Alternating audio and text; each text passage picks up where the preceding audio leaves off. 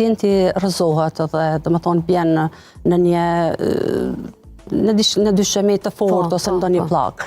Edhe pacienti vjell me njëherë. Këtë vjellje nuk e lidhi me njëherë që ka dëmtime të trunit, për arsye se ndodh që para rrezumjes ka pi ose ka hanger. Kjo nuk është shumë specifike.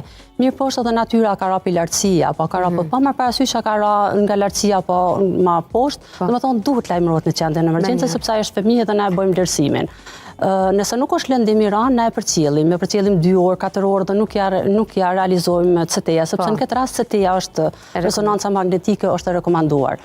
Mirë po nëse shohim që pritet për dëmtime, vjellja është e vazhdueshme, pacienti është i përgjumur, atëherë detyrohen për m'ia bë CT-n, sepse ka rrezatim ajo pak si fëmijë, ja bojmë incizimin edhe aty tani e diagnostifikojmë a ka lëndime serioze apo nuk ka lëndimja. Kjo është më e mira. Me protokoll shkohet direkt në CT-n. Po, nuk e dia është gabim